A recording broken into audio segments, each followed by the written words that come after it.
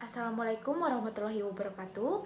Perkenalkan, nama saya Yunisa Wulandari, NIM 19101010508 dari Prodi D3 Kebidanan Universitas Aisyah Yogyakarta. Di sini saya akan melakukan penyuluhan dengan topik dysmenorrhea, subtopik dysmenorrhea pada remaja putri pada hari Minggu tanggal 3 Januari 2021 dengan waktu 15 menit dengan tempat di SMPN 3 Melati. Pembicara saya sendiri Yunisa Wulandari. Tempat atau sasaran yaitu remaja putri dengan jumlah 20 orang. Tujuan umum yaitu setelah mengikuti pertemuan ini, diharapkan remaja putri SMPN 3 Melati dapat memahami tentang dysmenorrhea yang sering dialami oleh wanita saat menstruasi. Tujuan khususnya pada akhir pertemuan peserta menjelaskan pengertian dari dysmenorrhea, penyebab dysmenorrhea, tanda dan gejala dysmenorrhea, dan juga penanganan dysmenorrhea. Untuk metodenya yaitu ceramah dan tanya jawab, dan untuk medianya yaitu berupa playback. Selanjutnya yaitu latar belakang. Jadi, menstruasi adalah pendarahan secara periodik dan siklik dari uterus disertai dengan pelepasan endometrium. Walaupun menstruasi datang setiap bulan pada usia reproduksi, banyak wanita yang mengalami ketidaknyamanan fisik selama haid berlangsung. Salah satunya ketidaknyamanan fisik menstruasi yaitu dysmenorrhea. Dysmenorrhea adalah nyeri perut yang berasal dari kram rahim dan terjadi selama menstruasi. Beberapa wanita bahkan sampai pingsan, dan keadaan ini muncul cukup hebat sehingga menyebabkan penderita mengalami kelumpuhan aktivitas untuk sementara. Selanjutnya yaitu apa sih pengertian dysmenorrhea? Dysmenorrhea adalah nyeri yang menyerang atau terjadi di perut menjelang selama haid. Dalam keadaan yang normal, nyeri haid hanya membuat wanita merasa sakit dan tidak nyaman.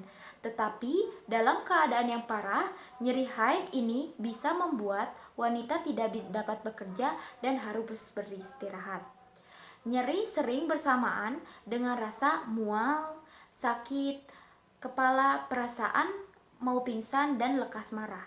Ada dua jenis nyeri haid atau dysmenorrhea yaitu dysmenorrhea primer dan dysmenorrhea sekunder.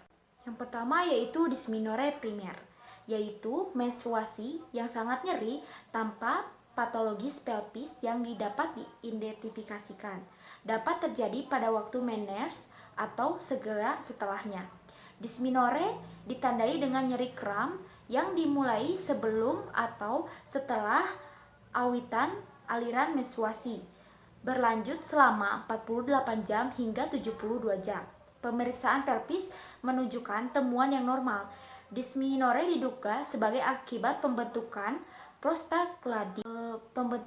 prostaglandin yang berlebihan yang menyebabkan uterus untuk berkontraksi secara berlebihan dan juga mengakibatkan vasospasme arteriolas. Dengan bertambah usia wanita, nyeri cenderung menurun dan akhirnya hilang sama sekali setelah melahirkan.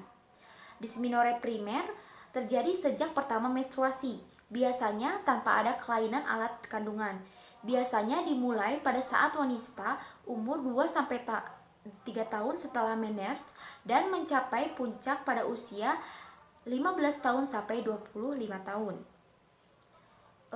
Dysmenorrhea primer memiliki tanda nyeri pada pantat, rasa nyeri pada paha bagian dalam, mual, muntah, diare, pusing, atau bahkan sampai pingsan.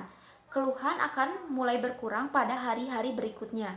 Umumnya berlangsung tidak lebih dari 12-16 jam. Namun ada juga yang wanita mengalami mulai awal hingga akhir yaitu sampai 5-6 hari. Selanjutnya yaitu dysmenorrhea sekunder. Dysmenorrhea sekunder adalah nyeri menstruasi yang berhubungan dengan berbagai keadaan patologis di organ genital, misalnya endometriosis, adenomiosis, mioma uteri, stenosis cervix, peradangan panggul, pelekatan panggul. Dysmenorrhea ini sangat jarang terjadi, Biasanya terjadi pada wanita sebelum 25 tahun dan hanya terjadi 25% yang mengalami ini. Selanjutnya yaitu derajat dysmenorrhea. Karakteristik yang paling subjektif pada nyeri adalah tingkat keparahan atau keintensitas nyeri tersebut. Klien biasanya diminta untuk mendeskripsikan sebagai nyeri ringan, sedang, atau parah. Skala deskriptif merupakan alat pengukuran tingkat keparahan nyeri yang lebih objektif. Skala prediksi verbal atau Verbal Descriptor Scale atau PDS merupakan sebuah garis yang terdiri dari 3-5 kata. Pendeskripsian ini di-ranking dari tidak terasa nyeri sampai nyeri yang tidak tertahan. Alat PDS ini memungkinkan untuk pasien mendeskripsikan nyeri. Skala penilaiannya derajat dysmenorrhea terbagi menjadi 4. Yang pertama yaitu derajat 0, yaitu tanpa rasa nyeri dan aktivitas sehari-hari tak terpengaruhi. Derajat 1, nyeri ringan dan memerlukan obat rasa nyeri namun aktivitas tidak terpengaruhi. Derajat 2, nyeri sedang dan tertolong dengan obat penghilang nyeri namun aktivitas sehari-hari terganggu.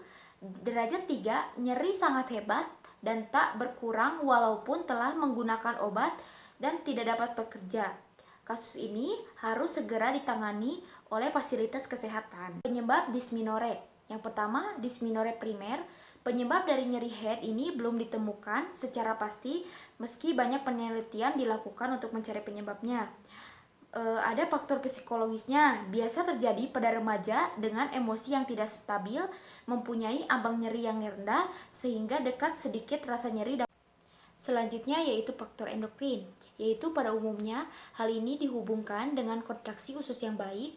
Hal ini sangat erat kaitannya dengan pengaruh hormonal, peningkatan produksi progelastin yang menyebabkan terjadinya kontraksi uterus tidak terkoordinasi sehingga menimbulkan nyeri. Selanjutnya untuk dysmenorrhea sekunder. Dalam dysmenorrhea sekunder, etiologi yang mungkin terjadi yang pertama, faktor konstitusi seperti anemia, pemakaian kontrasepsi IUD, benjolan yang menyebabkan pendarahan, tumor atau fibroid, atau anomali uterus dan kongenital seperti rahim yang terbalik atau peredaran selaput, yaitu tanda dan gejalanya. Yang pertama, nyeri pada perut bagian bawah. Nyeri dirasakan sebagai kram yang timbul hilang atau sebagai nyeri tempul yang terus-menerus ada. Nyeri mulai timbul sesaat atau sesudah haid menjelang puncaknya pada saat 24 jam atau setelah 2 hari akan menghilang. Dysmenorrhea juga sering disertai dengan sakit kepala, mual, sembelit atau diare, dan sering berkemih. Kadang juga terjadi untuk mengalami muntah. Untuk penanganan dysmenorrhea, yang pertama yaitu istirahat yang cukup, olahraga secara teratur, yaitu melakukan pemijatan, kompres hangat di area perut, minum banyak air putih, hindari konsumsi garam berlebih serta kafein untuk mencegah pembengkakan, retensi cairan, dan juga memakan makanan dengan kaya zat besi, kalsium, vitamin B kompleks seperti susu dan sayuran. Begitu. Selanjutnya yaitu kesimpulan. Untuk kesimpulannya yaitu dysmenorrhea adalah nyeri yang menyerang perut pada saat sebelum atau sesudah menstruasi. Dysmenorrhea ini terbagi menjadi 2, yaitu primer dan sekunder. Untuk dysmenorrhea ini ditandai dengan nyeri pada perut bagian bawah, nyeri yang dirasakan sebagai kram yang timbul hilang. Selanjutnya, nyeri mulai timbul sesaat atau selama haid, mencapai puncaknya dalam waktu 24 jam. Dan setelah haid yaitu 2 hari akan hilang. Yang itu dysmenorrhea juga bisa disertai dengan sakit kepala, mual, sembelit, diare, dan sering berkemih. Kadang juga sampai muntah. Untuk penanganannya yaitu dengan cara istirahat yang cukup, olahraga teratur, pemijatan, kompres hangat di area sekitar perut, perbanyak minum air putih, Hindari garam dan konsumsi kafein untuk mencegah pembengkakan dan retensi cairan, dan makan dengan kaya zat besi, kalsium, vitamin B kompleks seperti susu dan sayur hijau.